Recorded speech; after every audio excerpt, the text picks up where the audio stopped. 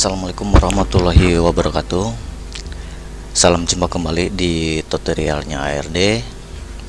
Di video kali ini kita akan coba membahas yaitu teori cara membuat SMPS SOS HB yang standar, atau bisa juga dibilang dengan SOS HB yang sederhana.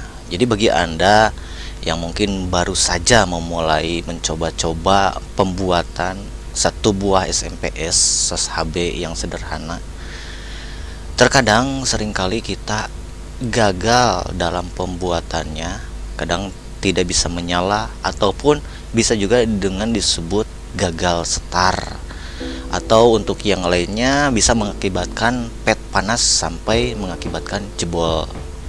Nah, untuk itu di sini saya akan mencoba membuat sebuah teori SMPS standar tersebut. Namun bagi Anda yang belum subscribe, silahkan subscribe dahulu dan klik tombol lonceng yang hitamnya.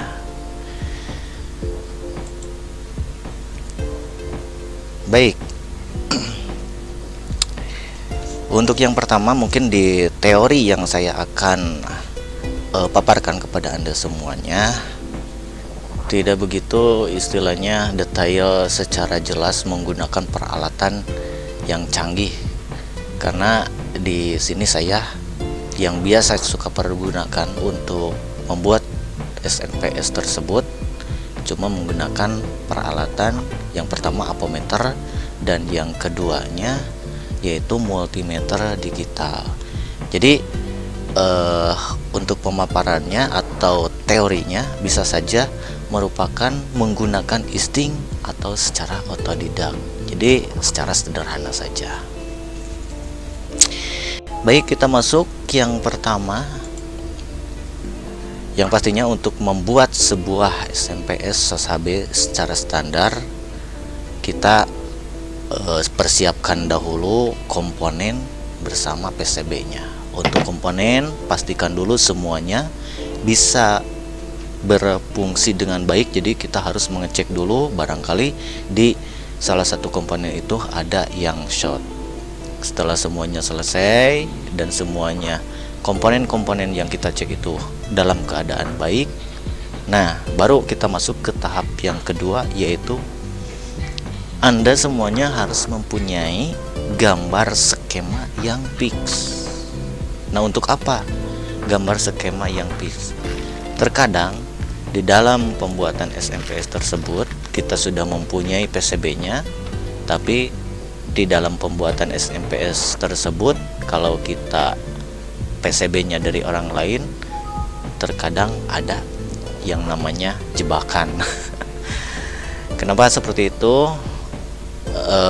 Biasanya si pembuat si PCB jarang dinaturalkan atau secara langsung semuanya itu benar.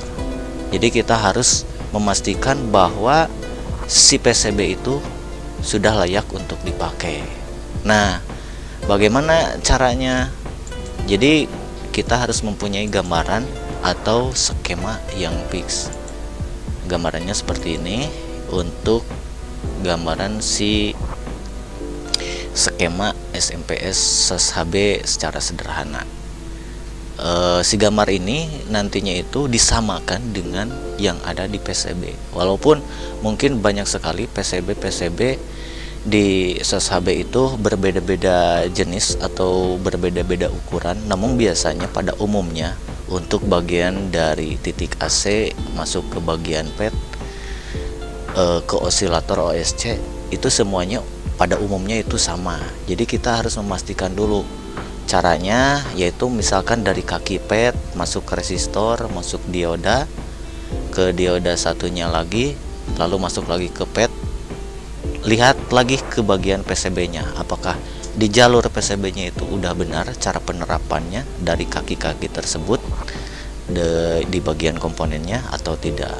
Kalau memang semuanya sudah benar, berarti itu bisa dipastikan bahwa PCB tersebut sudah layak kita pakai untuk membuat satu buah rangkaian SMPS. Itu yang pertama. Yang kedua, hal yang harus kita perhatikan. Untuk langkah berikutnya, Setelah semuanya sudah pick dari PCB terusan ke komponen, kita masuk ke bagian yaitu pemasangan komponen. Baik, untuk langkah selanjutnya dalam pemasangan komponen, saya kasih contoh seperti ini. Jadi di dalam pemasangan komponen, langkah awal yang pertama yaitu kita pasang dari titik bagian AC keseluruhan terlebih dahulu, lalu kita masuk ke bagian pad dan komponen-komponen kecil lainnya dengan osilator sampai diakhiri ke titik bagian trafo utama. Itu langkah awal dari pemasangan sebuah SMPS SHB. Nah, untuk pemasangan pad dan pemasangan OSC, sebaiknya, alangkah lebih baiknya itu dicek dataset dari pad tersebut untuk melihat berapa frekuensi yang bagusnya yang harus kita pakai ke bagian osilator, karena ini untuk menyetabilkan kedua belah komponen tersebut.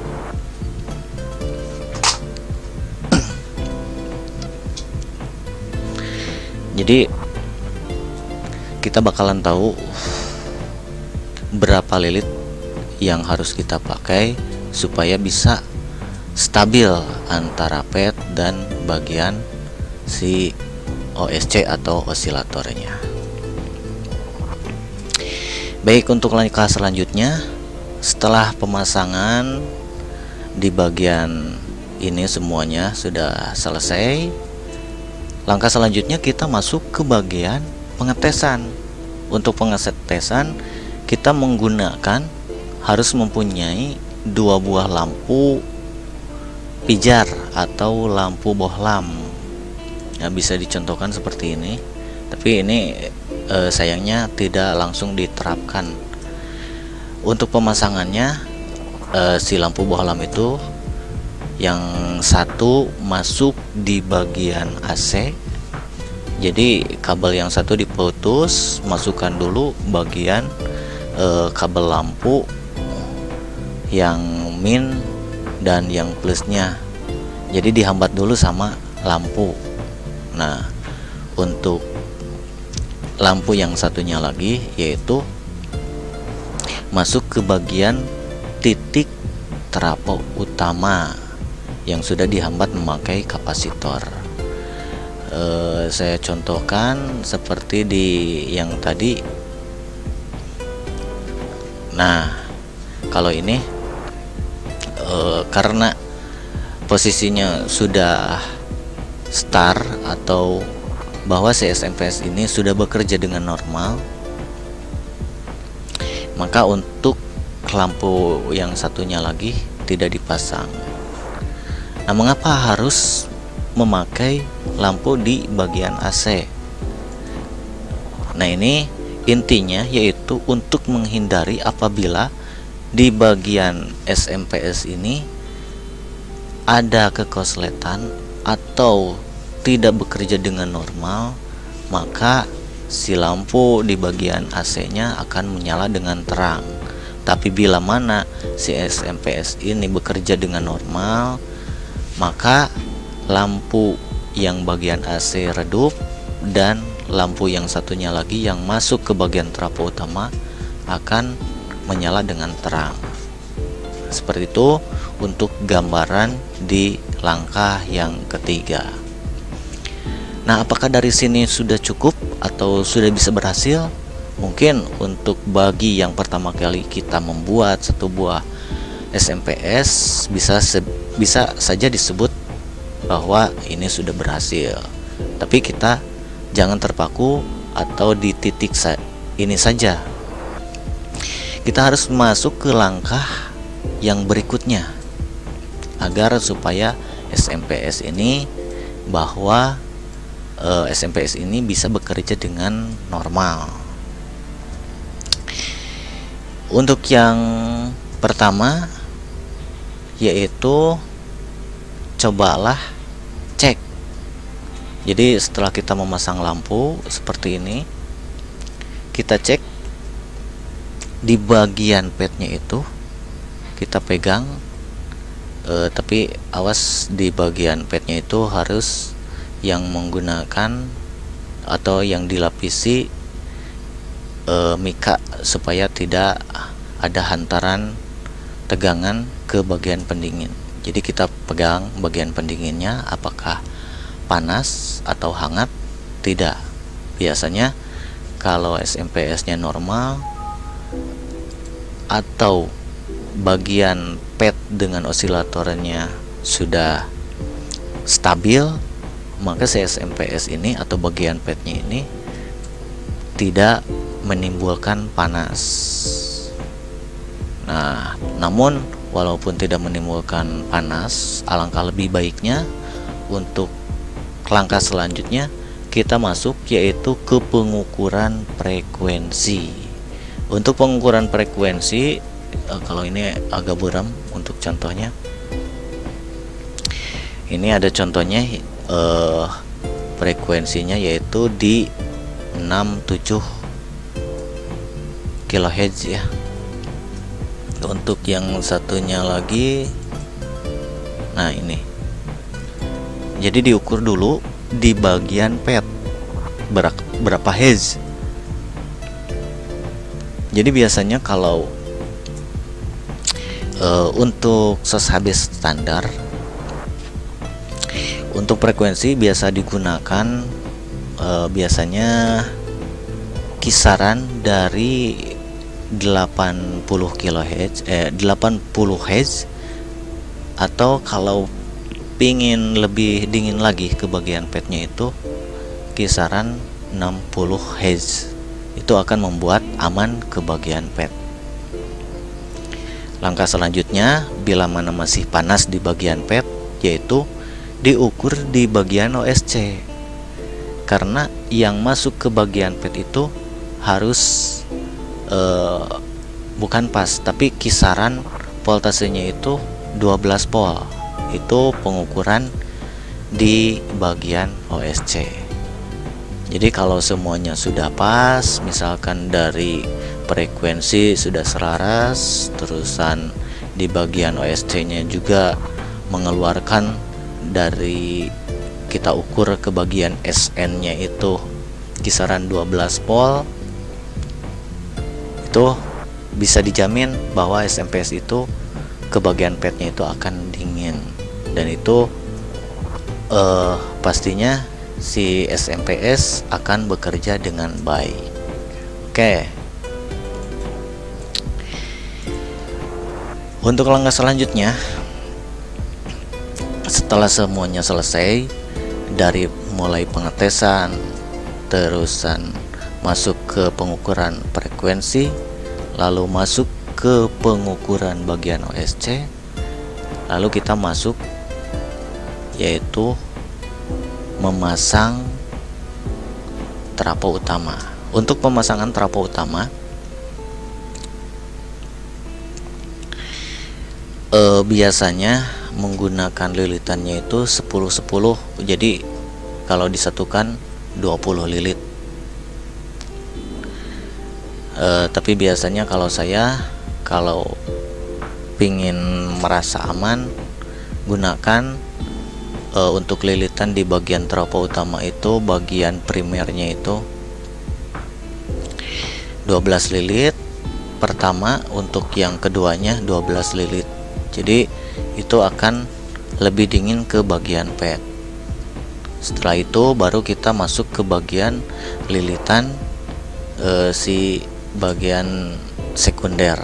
Nah, untuk sekunder kita bisa hitung setelah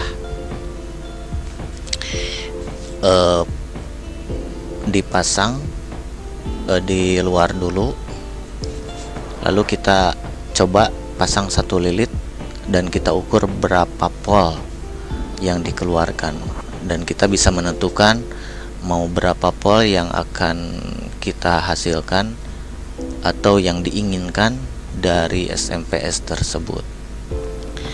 Untuk berikutnya kita masuk ke pemasangan dioda, dan jika Anda menginginkan ampere besar, maka nilai dioda tersebut juga harus menggunakan dioda yang nilai ampernya juga besar.